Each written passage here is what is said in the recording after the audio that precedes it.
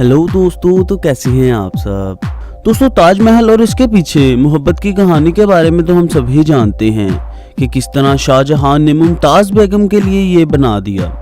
लेकिन दोस्तों, ये वीडियो इसके बारे में नहीं है।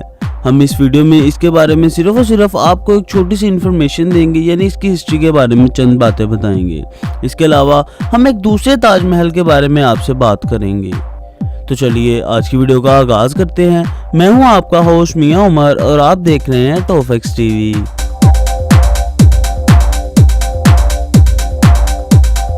दोस्तों, शाहजहां और मुमताज़ बेगम की शादी 1612 में हुई। मुमताज़ बेगम का असल नाम अर्जुमन बानो था।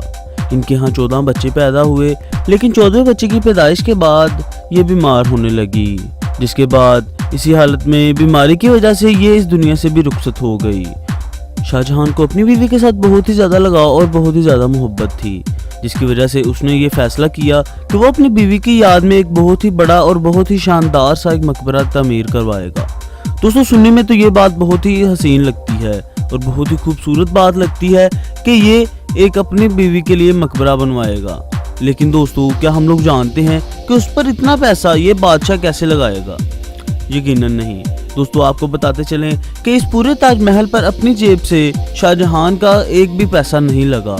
जी हाँ, क्योंकि ये एक बादशाह था, इसलिए हिंदुस्तान की आवाम की जेबों में से इसके लिए पैसे निकाले गए। और इस तरह शाहजहां ने अपनी जिद को पूरा करने के लिए आम लोगों के पैसे अपनी जिद पर लगाने शुरू कर दिए, जो कि उनका हक था और उन्हीं गरीबों पर लगना चाहिए था, लेकिन ऐसा नहीं हुआ। इस सब के बाद दोस्तों 1632 में इसकी कंस्ट्रक्शन स्टार्ट करवाई गई। दोस्तों, इसकी कंस्ट्रक्शन स्टार्ट करने से पहले पूरी दुनिया भर में से 20,000 मजदूरों को लाया गया। जी हाँ दोस्तों, पूरी दुनिया में से। उस वक़्त कोई भी मॉडर्न तरीका तो मौजूद नहीं था कि जिससे इंसान सफ़र करके कहीं पहुंच सके, इसलिए इस 20,000 मजदूरों को बहुत ही मेहनत और बहुत ही ज़्यादा वक्त लगाकर इनको इकट्ठा किया गया। यही नहीं, इंसानों के अलावा ताजमहल की कंस्ट्रक्शन में जानवरों को भी डाला गया। जी हाँ दोस्तों, इसमें और कुछ नहीं, 1000 हाथी को भी हिस्सा लेना पड़ा और 1000 हाथी से भी यहाँ पर मजदूरी करवाई गई। बिलाखिर दोस्तों 22 साल लगे इस ताजमहल को पूरा होने में, और 22 साल के बाद ये ताजमहल पूरा हुआ। दोस्तों, अगर आज के वक्त के हिसाब लगाया जाए तो उस वक्त इस पर 150 अरब रुपए खर्च आए, जो कि इसके अपने नहीं बल्कि हिंदुस्तान की गरीब आवाम के थे। दोस्तों, कहा जाता है कि ताजमहल के जैसा ही एक और मकबरा शाहजहां ने अपने लिए बनवाना था, जिसका रंग उसने काला रखना था, लेकिन ऐसा ना हो सका। इसके मरने से पहले ही इसके अपने बेटे ने इससे इसकी बादशाहत छीन ली और इसको आगरा के किले में कैद करवा दिया, और उसके बाद अपने मरने तक ये वहीं पर कैद रहा। तो दोस्तों, ये था वो ताजमहल जिसके बारे में यकीनन हम सभी जानते हैं कि ये शाहजहां ने अपनी बेगम मुमताज़ बेगम के लिए बनवाया था। लेकिन दोस्तों, इसके लिए उसने बहुत ही ज़्यादा जुल्म भी शायद किया और उसने आम आवाम से बहुत ही ज़्यादा पैसे भी हेंटे। लेकिन दोस्तों, इसके अलावा एक बहुत ही प्यारी और बहुत ही अच्छी कहानी और भी एक मौजूद है, जिसमें एक खामन ने अपनी बीवी से मोहब्बत के लिए उसके मरने के बाद एक छोटा सा ताजमहल बना डाला। अब हम आपको उसके बारे में बताएंगे। दोस्तों, इस जोड़े का ताल्लुक भी इंडिया से है।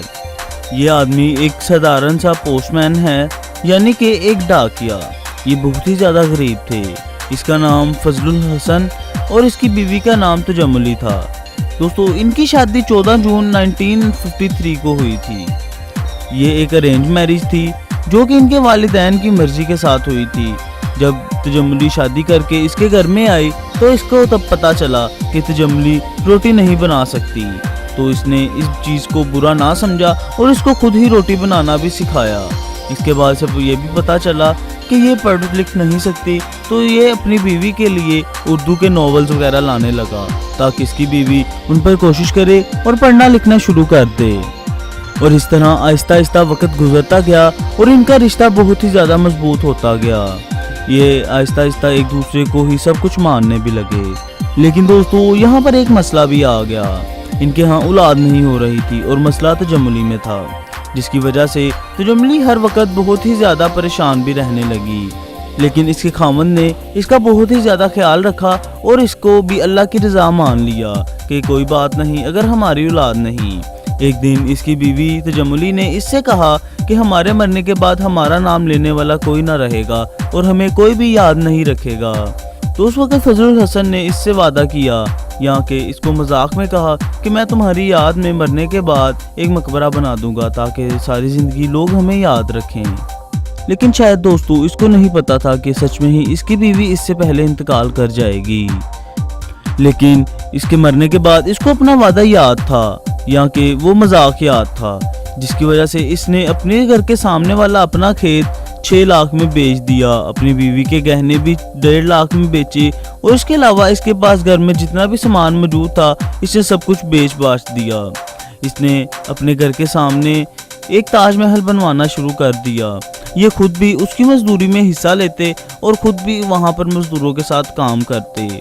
इस काम के दौरान, इस ताजमहल के बनने के दौरान बहुत से लोगों ने इनको मदद की पेशकश भी की कि आप हमसे मदद ले लें, लेकिन ये बहुत ही नेक इंसान थे और इन्होंने कहा कि वो मेरी बीवी थी और मैं उससे मोहब्बत करता था, इसलिए मैं ये सब तमाम खुद ही करूँगा और किसी से भी पैसों की मदद नहीं लेना चाहता। और इस तरह इन्होंने वो सारा खुद ब खुद ही किया। आखिरकार दोस्तों जब वो ताजमहल मुकम्मल हो गया तो उसी के अंदर इन्होंने अपनी एक कब्र की जगह भी छोड़ दी। दोस्तों इनके हालात ऐसे थे कि ये अपने उस ताजमहल को पेंट भी ना करवा सके। यही नहीं, इसके बाद इनके पास एक छोटा सा इनके अपने खेत का हिस्सा भी बचा था। इन्होंने वो भी बेचकर एक स्कूल को दे दिया, लेकिन अपने ताजमहल को ये पेंट ना करवा सके। इसके बाद दोस्तों हाल ही में फजलुल हसन की भी एक रोड एक्सीडेंट में मौत हो गई और उनकी वसीयत के मुताबिक उनको भी उसकी बीवी के साथ उसी मकबरे के अंदर दफन कर दिया गया। तो दोस्तों ये थी एक दूसरे ताजमहल की बहुत ही प्यारी कहानी। यकीनन ये बहुत ही ज्यादा प्यार वाली थी।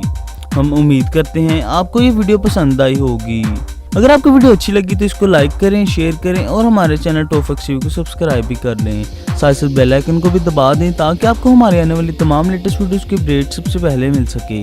इसके अलावा दोस्तों आपको इन दोनों ताजमहलों में से किसकी कहानी सबसे ज़्यादा पुरअसरार या सबसे ज़्यादा दिलचस्प लगी वो हमें नीचे कमेंट सेक्शन में आप ज़रूर बताइए।